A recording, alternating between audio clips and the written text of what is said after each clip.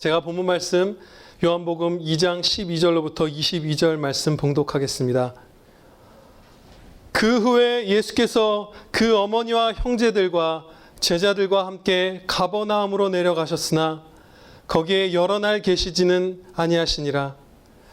유대인의 유월절이 가까운지라 예수께서 예루살렘으로 올라가셨더니 성전 안에서 소와 양과 비둘기 파는 사람들과 돈 바꾸는 사람들이 앉아있는 것을 보시고 노끈으로 채찍을 만드사 양이나 소를 다 성전에서 내쫓으시고 돈 바꾸는 사람들의 돈을 쏟으시며 상을 엎으시고 비둘기 파는 사람들에게 이르시되 이것을 여기서 가져가라. 내 아버지의 집으로 장사하는 집을 만들지 말라 하시니 제자들이 성경 말씀에 주의 전을 사모하는 열심이 나를 삼키리라 한 것을 기억하더라. 이에 유대인들이 대답하여 예수께 말하기를 네가 이런 일을 행하니 무슨 표적을 우리에게 보이겠느냐. 예수께서 대답하여 이르시되 너희가 이 성전을 헐라 내가 사흘 동안에 일으키리라. 유대인들이 이르되 이 성전은 46년 동안에 지었거늘 네가 3일 동안에 일으키겠느냐 하더라. 그러나 예수는 성전된 자기 육체를 가리켜 말씀하신 것이라. 죽은 자 가운데서 살아나신 후에야 제자들이 이 말씀하신 것을 기억하고 성경과 예수께서 하신 말씀을 믿었더라. 아멘. 본문 말씀 요한복음 2장 12절로부터 22절 말씀, 예수님과 우리의 열심이라는 제목으로 선포하도록 하겠습니다. 예수님께서 가나의 혼인잔치에서 첫 표적을 베푸신 후에 이제 가버나움으로 내려가셨어요. 여기는 본동네라는 표현으로도 성경에서 불릴 만큼 예수님께서 많이 날을 보내시고 사역하시고 정말 무수히 은혜를 베푸셨던 곳입니다. 그렇지만 이 가버나움은 특별한 은혜를 입었지만 여기도 대다수의 사람들이 회개하지 않았던 가장 악한 도시 중에 하나였어요. 거기로 다시 내려가서 잠시 머무르시다가 이제 공생애 가운데 첫 유월절을 맞으시러 예루살렘으로 이제 올라가셨습니다. 예루살렘으로 올라갔더니 성전 안에 이제 소와 양과 비둘기를 파는 사람들이 있었던 것이에요. 이 이유는 여기 계신 분들 대부분이 아실 것입니다. 이 먼 곳에서부터 예루살렘 성전으로 나오는 이스라엘 백성들이 그 제물을 들고 올 수가 없잖아요. 자기 먼 집에서부터. 그래서 예루살렘에 와서 바칠 제물을 구입하곤 했었는데 그것을 파는 사람들이 성전 안에 이제 들어와 있었던 것이죠. 밖에 했어야 되는데. 그리고 환전상이 있었는데 이것은 출애굽기 명령을 보면 성전의 봉사를 위해서 성인들은 매년 반세겔씩 이제 바치라고 했잖아요, 예물을. 그런데 이 당시 예수님께서 오셨던 이 본문 말씀의 시기에는 로마 화폐가 주로 쓰였대요, 이 지역에서. 근데 성전세는 세겔이라는 유대인의 단위이기 때문에 환전이 이제 필요해서 환전상이 있었다고 합니다. 이 상인들과 환전상이 있었던 곳은 성전 안 이렇게 표현되어 있는데 성전 안에서 어느 부분이냐면 가장 이 바깥쪽에 이방인의 뜰이라는 곳이에요. 근데 이 이방인의 뜰은 성전이에요. 분명히 성전인데 이방인 가운데 외인의 아들들이라고 불렸던 사람들, 이스라엘 백성이 아니고 할례 받지 않았지만 하나님을 믿게 된 분들이 거기서 예배드렸어요. 거기에 들어올 수 있었거든요. 그런데 거기서 소와 양을, 이 예배 초소인 거예요, 그분들에게는. 근데 거기서 소와 양을 놓고 환전을 하고 비둘기를 놓고 그 성전 전체를 더럽힌 것은 물론이거니와 그보다 어떻게 보면 작은 죄이지만 어쨌든 그분들의 예배를 방해하는, 모욕하는 그런 일들을 벌이고 있었던 것이에요. 이 가축 판매나 예루살렘에서 이 제사에 바칠 제물을 판매하는 것이나 환전하는 것은 그 자체로는 선한 일들이죠. 합당한 일들이요. 필요한 일들이고. 성전 바깥에서 장터 같은 데서 하기만 했다면 너무 좋은 일이었을 것이에요. 확실하죠, 그것이. 그런데 왜 굳이 성전 안에서 그 일을 행했을까요? 성전은 아주 막대한 권력으로 대제사장들이 통치하고 있었기 때문에, 통치라는 표현이 좀 그럴 수 있겠네요. 그런데 이들에게는 어울릴지도 몰라요. 이 약한 자들에게는. 그들이 이제 관리하고 있었기 때문에 분명히 이 상인들이 성전 안에서 장사할 수 있었던 건 그 대제사장들과 레위인들의 의지거든요. 그 사람들이 이 원래는 바깥에서 행해지던 매매 행위를 성전 안으로 들여온 것은 돈을 더 벌기 위해서였을 것이 거의 확실합니다. 자릿세를 받는다든지 아니면 이런 것들 추정하기도 해요.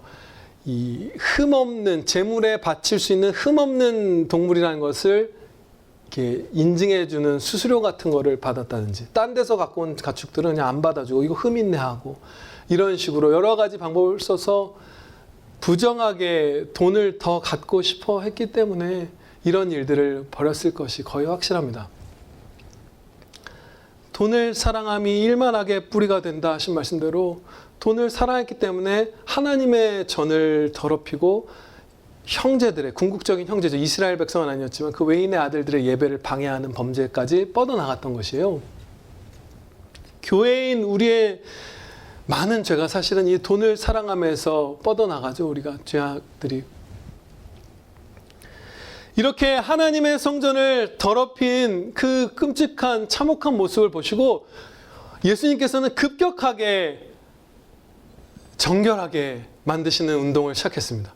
바로 행동을 하셨는데 얼마나 이것을 급하게 하셨냐 하면, 채찍을 만들어서 가축을 쫓아내고 하는 이 엄청난 일들을 하시면서 설명을 먼저 안 하셨어요. 예수님의 그 자비로우신 성품, 이런 것들을 생각해 보면 먼저 이런 이유가 있어서 너희가 나가야 한다라고 말씀해 주실 것 같은데 그거 없이 즉각 그냥 내쫓으셨던 것이에요. 그리고 설명은 후에 더 뒷붙여서 말씀해 주셨습니다. 왜 그토록 강력한 열심에 사로잡히셨을까요? 그것은 아버지의 이름이 거룩히 여김을 받으시옵소서, 이 성도에게 주신 제일의 기도, 제일의 소원이 바로 예수님의 소원이었기 때문이에요. 예수님이 바란 게 성부 하나님의 영광이거든요. 그래서 그것을 제일 큰 소원으로 품고 계셨기 때문에 우리도 그 소원을 품어야죠. 그래서 그 하나님의 전을 더럽힌 것, 그것을 도저히 참으실 수 없었던 거예요. 거룩한 분노가 있으셨고 그 열심에 사로잡혀서 즉각 급격하게 그 일을 행하셨던 것입니다. 그런데 주님께서는 성전을 깨끗하게 하시는 일을 즉각 하셨지만 이날 징계를 내리시진 않았어요. 그리고 오히려 세세하게 자비를 베푸셨습니다.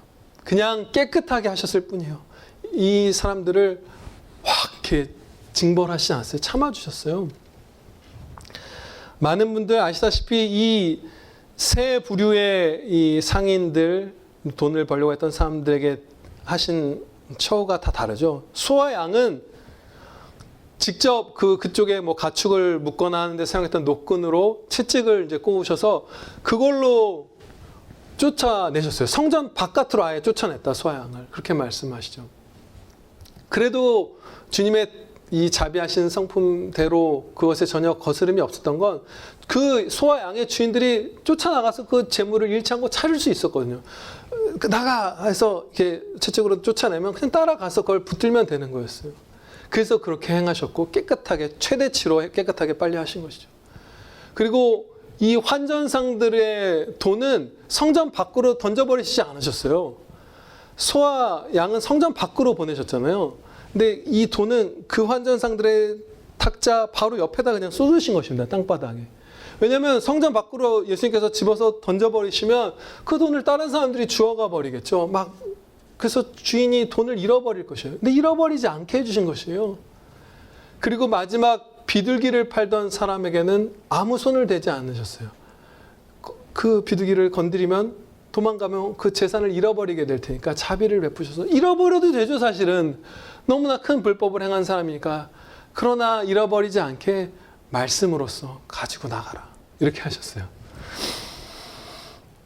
그리고 그들의 죄는 컸지만 쫓아내시는 이유를 설명하실 때에도 아주 인자하게 그 진리만을 그냥 선포하셨습니다. 막 두려운 징계의 말씀을 주지 않고 내 아버지의 집을 장사하는 집을 만들지 말아라. 이렇게 말씀하셨어요.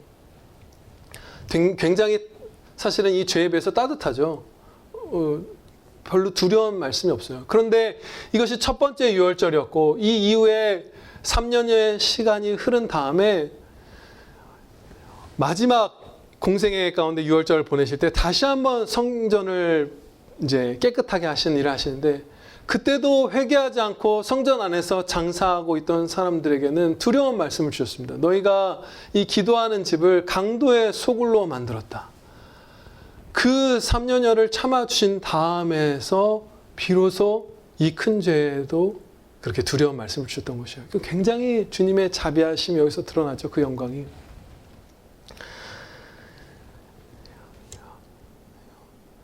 이 사건에는 예수님께서 엄청난 영적인 위험을 이 사건 가운데 드러내셨던 것 같아요. 아무도 예수님께 저항하거나 반항하거나 하지 않고 그대로 쫓겨나가잖아요.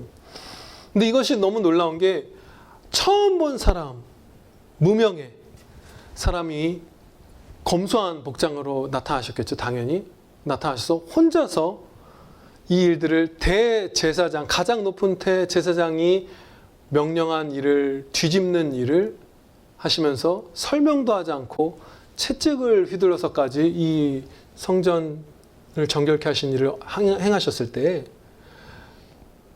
거스르는 사람이 없었다는 것은 사실 거의 유례를 찾아볼 수 없는 것이죠. 우리가 무슨 오늘날로 치면 국회의사당 같은 데 들어가서 막 정치인들 이상한 법안 내는 거 막 찢어버리고 하면 그때 안 막지 않을 리가 없는 것처럼 이것을 막지 못한 것이에요. 그 영적인 위험 가운데 주님께서 임하셔서 이들이 주저앉아 버린 것이죠. 이 교만한 사람들이 엎드려 경배하진 않았지만 그냥 쓰러져 버린 것이에요. 이들의 마음이. 이 사건은 바로 말라기, 구약의 마지막 성경 말라기 3장 1절로부터 3절의 예언의 성취입니다. 제가 이 한 부분을 이제 봉독을 해드릴게요. 주가 갑자기 그의 성전에 임하시리니 그가 임하시는 날을 누가 능히 당하며 그가 나타나는 때에 누가 능히 서리오.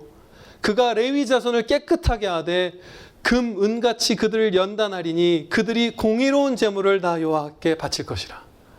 이 주님의 사역이 갑자기 임해서 다 주저앉아 버리고 설 수 없을 만큼 두렵게 위험으로 임하셨을 때 그 부패한 그 성전을 맡은 레위인들 중에 회개한 사람이 있었을 것이고, 그렇죠? 꾸중이 있었고 바른 예물을 성도들이 이제 바치기 시작한 일이 일어났던 것이. 그대로 이제 이 말라기 말씀을 성취하신 것이죠.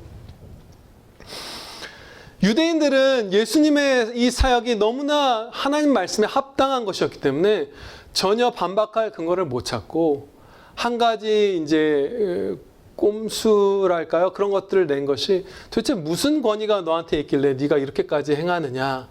그 권위의 문제를 붙들고 물어줬어요. 항상 그렇게 행하죠. 예수님의 공생애를 보면. 맞는 진리대로 행하시니까 넌 도대체 뭐길래 진리인 건 알겠는데 이런 마음이 있는 것이죠. 그래서 18절 말씀에 이제 내용이 나옵니다. 이에 유대인들이 대답하여 예수께 말하기를 네가 이런 일을 행하니 무슨 표적을 우리에게 보이겠느냐. 선지자들이 종종 기적을 행하면서 하나님의 말씀을 선포했던 것처럼 너도 표적을 베풀면 우리가 권위를 인정하겠다. 하나님께서 보내신 어떤 특별한 사람이라는 것을 우리가 인정하겠다라는 식으로 나온 것이에요. 그런데 이 요구는 아주 잘못된 것입니다. 왜냐하면 하나님께서는 그의 선지자나 여러 사역자들, 사도나 목사나 누군가에게 그가 반드시 기적을 행해야만 한다고, 하나님의 사역자는 기적을 베풀어야만 한다고 규정하신 적이 한 번도 없기 때문이에요. 자신들 나름의 기준을 세워서 하나님의 기준이 아닌 그것을 요구하고 있었던 것이에요. 오히려 이들은 표적을 구하지 말고 하나님 말씀에 완전하게 합한 예수님의 행동에 순종했어야 마땅합니다. 예수님께서는 그 잘못된 질문에 대해서 이렇게 답해 주셨습니다. 19절 말씀에 예수께서 대답하여 이르시되 너희가 이 성전을 헐라 내가 사흘 동안에 일으키리라. 아멘. 주님께서 이 말씀을 하실 때 어떤 신학자분들은 이 성전이라고 가리키셨을지도 모른다고 생각을 해요. 자기 자신을. 근데 아무튼 이 말씀은 예수님께서 유대인들의 손에 의해서 십자가에 못 박혀 죽으시고 부활하실 것을 말씀하신 것이잖아요. 근데 이 답변은 이 당시 유대인들이 알아들을 수 없는 말씀이었습니다. 이해할 수가 없었어요, 이들이. 이때 이 주님의 답변을 이해하지 못한 이 유대인 무리들이 이 유대인들이라고 표현된 걸 보면 그야말로 상인, 환전상, 제사장, 레위인들 다 나와서 이렇게 물었던 것 같아요. 다 대적을 했던 것 같아요. 거의 다. 많은 무리가. 근데 이들이 예수님의 말씀을 깨닫지 못할 때 겸손하게 여쭈었어야 하고 그러기가 쉬웠죠. 왜냐하면 행동이 주님께서 하나님의 말씀에 완전히 합하셨고 그 다음에 말라기 말씀을 떠올렸어야 됐을 수도 있죠. 그들은 말씀의 전문가였으니까 예언 성취였고 그리고 예수님께서 아까 우리가 살펴본 바대로 엄청난 위험으로 임하신 거잖아요. 모든 영혼들이 그 앞에 설 수 없을 만큼 큰 위험을 갖고 하나님께서 자신의 성전에 임하신 거잖아요, 지금. 그러면 엄청난 영광을 이들이 목격한 것이잖아요, 그 위험을. 그러면 당연히 겸손히 그 말씀이 도대체 무슨 뜻이옵나이까 이해를 못하겠습니다라고 여쭙기 쉬운 조건들이 채워져 있었던 것이에요. 그럼에도 불구하고 이 사람들은 물어보지 않았습니다. 오히려 따지고 조롱하듯이 답변을 했고 그래서 순종했다면 여쭈었다면 생명의 향기를 맡았을 수도 있었던 이 사람들이 이제 사망으로 한 걸음 어떻게 보면 더 나아가게 된 것이죠. 일부러 말씀을 깨닫기 싫어하는 마음 때문에 더 완악함으로 이렇게 침몰해 가버렸어요. 오히려 조롱하듯 이렇게 말했습니다. 너무나 안타깝게도 이 성전은 46년 동안의 지역권을 네가 3일 동안에 일으키겠느냐 하더라. 이렇게 반응했어요. 예수님께서는 성전 건물을 말씀하신 게 아니라 자신의 육체를 뜻하신 것이었죠. 주님께서 그렇게 큰 열심으로 정결케 하신 성전조차도 그림자였던 것이에요. 실체는 예수님 자신의 육신이었던 것입니다. 그것이 여기서 드러나는 것이에요. 그렇다면 왜 예수님의 육체가 참 성전일까요? 실체일까요? 첫째로 그리스도의 육체는 신성이 거하는 처소였습니다. 참 하나님, 그 참 하나님의 그 신성이 그 그리스도의 육체 안에 충만히 거했습니다. 그래서 성전이었고 진정한 성전이었고 참 성전이었고 둘째로 원래 이 예루살렘에 있던 성전도 하나님의 영광이 거하는 처소였는데 막 그 구름이 끼기도 하고 때로는 하나님의 영광이 임하면서 그런 처소였는데 예수 그리스도의 안에 예수 그리스도에게서 하나님의 영광이 가장 밝게 빛나는 하나님의 모든 영광이 예수님께 다 빛이 나고 있잖아요. 그래서 예수님의 육신이야말로 참 성전이고 마지막 세 번째 오늘 살펴볼 이유는 성전은 하나님과 이스라엘이 사귐을 갖는 장소였는데 기도도 드리고 제사도 드리고 찬양도 드리고 했던 그 행복한 장소였는데 예수님 안에서 하나님과 우리가 화목해 되어서 거기서 사랑의 교제를 나누잖아요. 주 예수 그리스도 안에서 은혜의 보좌 앞에 나아가 구하는 바를 다 받고 찬양 드리고 이 예배도 예수 그리스도 안에서 드려야 하나님께 연락되는 것이잖아요. 그래서 그 사랑의 그 교제를 나누는 곳으로서 또 예수님의 육신이 참 성전이었던 것입니다.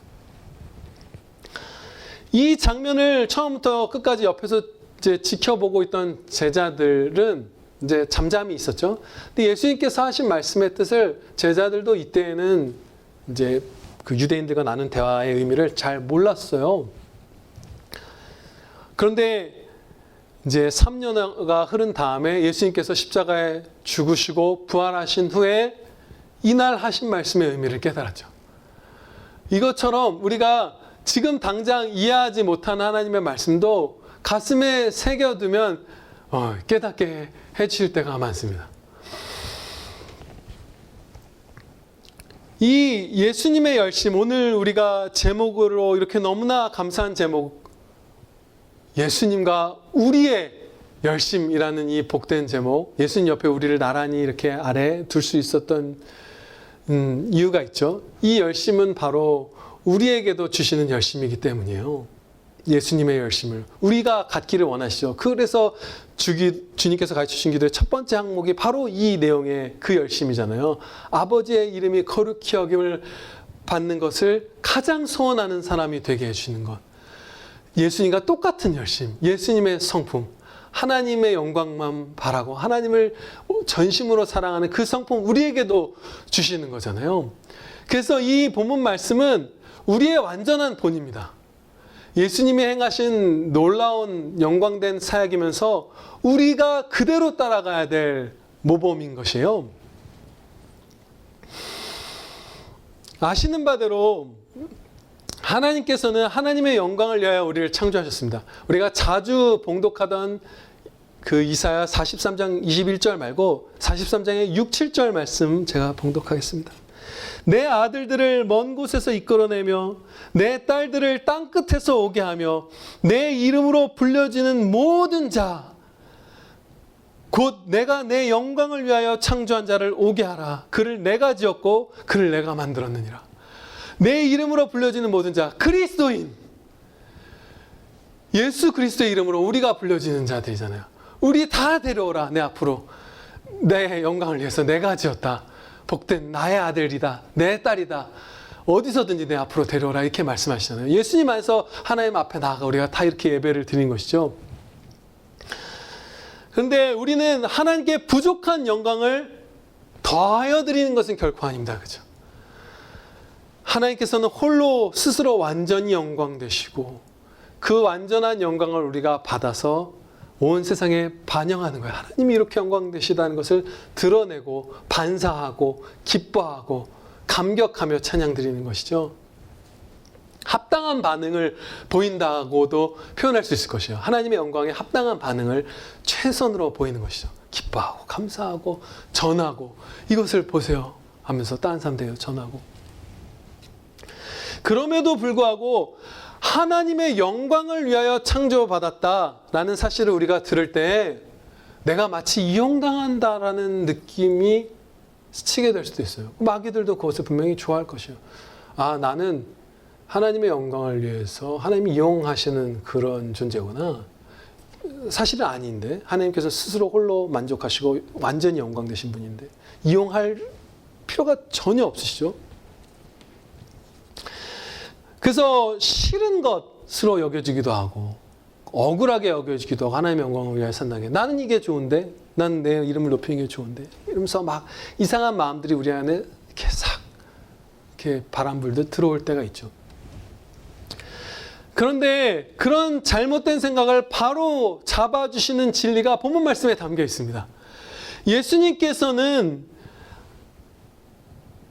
하나님의 영광을 향한 열심에 사로잡혀서 이 사역을 하시면서 유대인들이 표적을 요구하실 때 십자가를 제시하셨잖아요. 십자가의 죽으심과 부활을 지금 제시하고 계셨잖아요. 그것은 하나님의 영광과 하나님의 영광을 향한 열심이 완전히 사로잡혀서 한 가지를 탁 하신 거예요. 그 십자가를. 근데 하나님의 영광과 우리의 구원을 하나로 합쳐신 거예요. 그것이 한 덩어리라는 것을 가르쳐 주신 것이에요. 예수님이 우리 대신 죽어서 우리를 구원해 주시는 것, 그것이 하나님의 영광과 한 덩어리고 하나뿐인 독생자를 죽기까지 내어주시는 하나님이 가진 가장 좋은 것, 모든 것을 다 내어주시는 사랑을 하시는 것과 우리에게 영광 받으신 것이 하나라는 것을 지금 가르쳐 주시는 것이에요. 우리는 억울하게 이용당하는 존재가 아니라 하나님께 모든 것을 내어주시는 사랑을 받는 존재인 것입니다. 전혀 억울하거나 이용당하거나 거리낌이 느껴지는 그런 것이 찬양이 아닌 것이에요. 사랑이신 하나님, 자비하신 하나님, 은혜의 하나님, 그것을, 그 은혜, 사랑을 전부 다 받으면서 찬양 드리는 것이 바로 우리에게 허락하신 찬양인 것입니다. 네, 이용당하는 것의 정반대죠. 본문 말씀에 기록된 이 모습이, 예수님의 모습이 우리의 완전한 모범이라고 말씀드렸잖아요. 우리가 그대로 따라가야 될 발걸음인데, 이 오늘의 본문 말씀을 예언한 말씀이 시편 69편 9절 말씀인데, 사실 그 시편 69편 9절 자체가 예수님을 향한 예언임과 동시에 그것이 가장 큰 의미고, 그 아래로 다윗 본인이 이렇게 살았던 것이에요. 우리와 동일한 한 성도 다윗이 바로 예수님의 이 마음, 그리스도의 영을 품고 자기는 죽고 이 뜻대로 이렇게 살았던 것이에요. 그러니까 우리도 그렇게 살 수 있는 것이죠. 제가 그 시편 69편 9절 말씀 봉독하겠습니다. 주의 집을 위하는 열성이 나를 삼키고 주를 비방하는 비방이 내게 미쳤나이다. 비방을 받으면서까지도 그 열성에 사로잡혀서 살았던 게 복된 성도 다윗이었던 것이에요. 그리고 이 비방도 사실은 나중에 가장 큰 의미로서 예수님께도 임합니다. 예수님이 십자가에 달리실 때 신성모독으로 유대인들이 예수님을 고발하면서 그 근거 중에 하나로 네가 성전을 헐라 그럼 사흘 만에 짓겠다 한 말을 하지 않았느냐. 이런 것들, 이 오늘의 사건을 그들이 예를 들거든요. 이걸로 비방도 받으신 것이죠. 다윗이 예언한 바대로. 이렇게 다윗처럼, 그리고 예수님처럼, 당연히 예수님처럼 사는 삶을 우리가 살면 제일 행복하겠죠. 제일 복된 삶이 바로 이 모습인데, 우리가 살아야 할 이 모습, 이 열심인데, 왜 열심 있는 찬양의 삶이 우리에게 가장 행복할까요? 이렇게 열심히 완전히 전 인격이 사로잡힌 정도가 돼버리면 왜 우리가 가장 행복한 자녀가 될까요? 다윗같이 되고 예수님처럼 기뻐하게 될까요? 하나님께서 세상을 왜 창조하셨을까요? 우리를 행복하게 해주시기 위해서 창조하셨습니다. 하나님께서는 우리에게 진짜 찬양, 마음으로부터 우러나오는 찬양을 받으시길 원하시잖아요.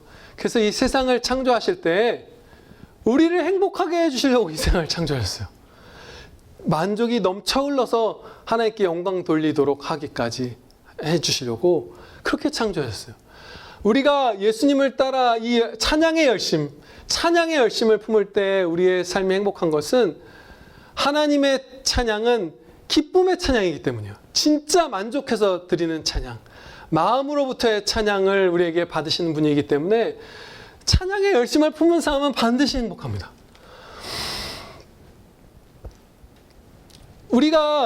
우리를 행복하게 해주시려는 그 천지 창조를 받았음에도 불구하고 타락해서, 이제 범죄에 타락해서 이 세상 가운데 죄와 악과 사망이 들어왔죠. 그래서 이 타락한 인류 가운데 택하신 자녀들을 구원을 해주시잖아요. 근데 그 구속을 베푸시는 구속사, 하나님께서 아담부터 시작해서 이 땅에 살다 갈 마지막 성도까지 이제 재림하신 그 심판날까지의 그 구속사를 이제 베푸시는데, 그 구속사를 베푸시는 그 하나하나 어떻게, 왜 이렇게 구속사를 베푸셨을까 하는 그 목적도 창조와 똑같습니다. 택하신 성도들을 행복하게 해주시기 위한 방식으로 구속사를 베푸셨어요. 우리가 마지막 날에, 물론 살아가는 날에도 그렇지만 결국 그 천국에 들어갔을 때 가장 크게 행복해 할 수 있는 그 방식으로 구속사를 베푸셨어요. 바꿔 말하면 우리가 가장 하나님을 사랑하고 가장 감사드릴 수 있도록 구속사를 베푸셨다고도 할 수 있고, 또 부수적인 거지만 우리가 가장 죄악의 참상을 그래도 깊이 깨달을 수 있는 방식으로 구속사를 베푸셨다고도 할 수 있어요. 그 모든 것들을 아울러서 궁극적인 이 구속사의 목적 가운데 하나는 우리가 가장 행복해할 수 있는, 하나님을 가장 즐거워할 수 있는 방식으로 베푸신 것이에요. 우리가 되돌아볼 수 있는 수천 년의 역사도 그렇고 오늘 매일매일을 살아가면서 겪는 지금 우리가 체험하는 이 구속사도 동일합니다. 뭐 그런 거죠. 우리가 막 사실 우리나라 되게 살만하고 위에 세대 분들 보기에 제가 보기에도 이제 겨우 40이 된 제가 보기에도 사실은 지난 한 5년 10년 세대가 이 한반도에 있었던 사람들 가운데 제일 풍족한 세대였잖아요.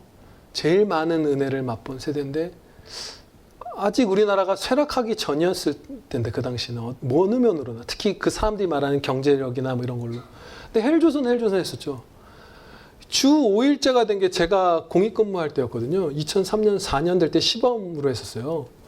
그래서 그 전까지 분들은 주 6일하고 일 많으면 주 7일 그냥 매일 이런 거죠. 그리고 이제 주 5일제가 자리 잡은 게 한 2005년 1월 무렵부터고 그 다음에 한 10년여간 주 5일 일하면서 제일 역사상 가장 풍요롭게 살았던 시기가 헬조선이란 말을 뱉은 세대예요.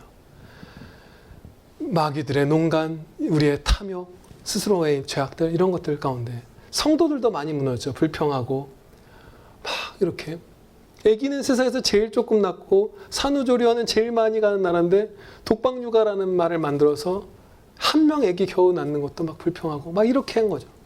그런데 그때 예수님께서 통치하시기를 우리의 그냥 불평 막 사라지게 해주시고 막 더 부어주고 주 4일째 근무 주시고 뭐 어떤 식으로든 뭐 그 말들이 사그라들어지게 하고 갑자기 그냥 바로 회개 부흥 운동을 일으켜 주시거나 그렇게 하시지 않으셨죠. 오히려 어떻게 되게 하셨죠. 진짜 헬조선으로 가는 것을 맛보게 하셨죠. 집값이 몇 배가 뛰어서 지금 헬조선이다라는 말을 달고 살았던 그 세대나 그 부모들이 이제 자식들 집을 못 구하는 지경에 이르는 것을 실제로 맛보게 하셨어요. 안 왔는데 그 불평을 했더니 그냥 바로 회개케 해주신 게 아니라 역사 가운데 체험을 하게 하셨죠. 예배에 직접 나오지 않고 방송으로 그냥 막 드리고 막 대충 물란하게 예배를 흐트러뜨렸을 때 진짜 예배 못 드리는 것을 체험하게 하고 계시잖아요. 지금 코로나 기간 동안. 근데 그렇게 하시는 이유가 우리가 하나님의 자비와 사랑과 은혜와 죄의 참상과 이런 모든 것들을 가장 체험적으로 깊이 깨달아서 하나님 제일 사랑하고 제일 크게 영광 돌리면서 가장 행복하게 해주시려고 그런 방식으로 구속사를 인도해 가시는 것입니다. 네, 그것이 하나님의 역사예요. 우리가 이 예수님의 열심을 품고 이렇게 하나님을 찬양의 열심을 품고 행복하게 살기를 하나님께서는 정말 기뻐하시는 것 같아요. 제가 이 본문 말씀에 연결되는 그런 말씀들을 최근에 이제 묵상하다가 이제 이런 생각을 했어요. 이제 월요일 날이 제 쉬는 날이잖아요. 보통 그날 많이 쉬는데 예전에도 물론 비슷한 깨달음이 있었지만 더 이번에 확고하게 쉬는 날도 평소 이제 일한다고 생각하고 더 이렇게 말씀과 기도에 매진하는 날하고 거의 똑같게 살아야 되겠다. 그 하나님 말씀 연구하고 말씀 묵상하고 막 찬양 드리고 그렇게 사는 것이 진짜 행복한 삶이겠구나. 조나단 에드워즈 목사님이 뭐 그런 것처럼 한순간도 허비하지 않게 해주십시오. 존 파이퍼 목사님도 삶을 허비하지 마십시오. 맨날 외치잖아요. 그렇지. 쉴 때 꼭 노래 들어야 되고 무슨 드라마 봐야 되고 하는 게 아니라 그렇게 하나님 말씀 행복하게 묵상하면서 아니면 사랑하는 사람들 이렇게 섬기면서 이웃들 섬기면서 살아야 되겠다. 그러고 있었어요.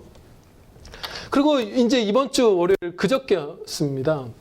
어저께였나. 아무튼 이제 제가 이제 저녁 시간에 잠을 한두 시간 전에 애들은 이제 다 씻겨서 방에 넣어놓고 이어폰을 꽂고 노래를 이렇게 들으면서 인터넷 하면서 쉬고 있었어요. 근데 그러다가 맞아. 내가 깨달은 바가 있지. 찬양의 열심을 보면 행복해지지 분명히. 그래서 노래는 안 껐어요. 약간 아직 반만 발을 거친 거예요. 노래 딱 끄고 제가 굉장히 요즘 이제 한 10몇 년 만에 노래 듣는 것에 좀 집착을 했거든요. 왜냐면 되게 음질이 좋은 이어폰을 하나 이제 몇 개를 샀어요. 근데 너무 막 생생하게 음악이 좋은 거예요. 그래서 좀 오래 듣고 잠자는 시간이 늦어진 적도 며칠 있고 그런데 이어폰을 안 뺀 상태로 이제 책도 이제 물리적인 책이 아니었어요. 이제 아이패드에서 인터넷 창 끄고 이북을 열었죠. 그러고 나서 이제 그 책을 노래는 들리는 상태로 이렇게 읽는데 원래 노래 들으면서 책 안 읽거든요. 근데 책을 이렇게 읽는데 너무너무 이 하나님 말씀을 이제 깨닫게 해주시는데 너무 행복한 거예요. 오늘 본문 말씀 내용하고 비슷해요. 오늘 그 내용을 얘기해 드리지 않겠지만 하나님의 영광이 너무 기뻐서 그 어떻게든 드러내려고 저도 설교하기 전에 그 기도를 하거든요. 주 예수 그리스도의 영광을 밝히 이렇게 선포할 수 있는 설교하게 해주세요. 그런 게 진짜 행복한 거고 영원히 남는 거다. 이 세상은 속히 우리의 삶은 지나가는데 다른 건 다 사라지는데 그리스도의 이름을 위해서 한 거는 영원히 남는다. 그 가치, 그 행복이. 그 다음 영원한 상도 받잖아요. 막 이런 진리들이었어요. 그것들 읽고 너무 기뻐서 제가 아버지! 그랬어요. 이 소리를 내서. 근데 듣고 있던 이어폰 노래가 팍 꺼지는 거예요. 그 플레이어가 에러가 나면서 노래가 딱 꺼지고 기도로 인도해 주신 거예요. 그래서 그 자리에서 이어폰도 못 빼고 뺐나 못 뺐나 모르겠어요. 근데 그때 책상에 무릎을 꿇고 기도를 드리는데 너무 행복한 거예요. 막 웃음이 나올 만큼 기도하면서 하나님의 그 기쁨, 바로 내 영혼에 만져주시는 그 기쁨을 막 이렇게 맛보게 해주시는 거예요. 예, 오늘 본문 말씀에 나온 그들입니다. 찬양의 열심을 품으면 행복합니다. 예수님처럼 사는 거기 때문에. 기도드리겠습니다. 아버지 하나님, 예수님의 뒤를 따라서 예수님의 성품을 가지고 찬양의 열심으로 살도록 불러주셔서 감사합니다. 아니, 이 찬양을 드리도록 창조하여 주시고 범죄하여 멸망한 자들을 다시 새 생명으로 구원하사 십자가 구원으로 구원하사 다시금 찬양의 아들, 딸들로 삼아주신 이 행복의 은혜에 감사 찬양 드리옵나이다.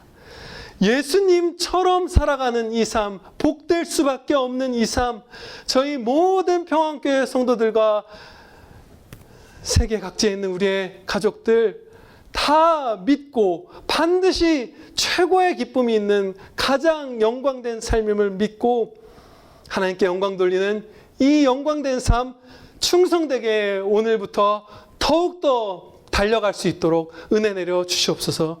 우리 구주 예수 그리스도의 이름으로 기도하렵나이다. 아멘.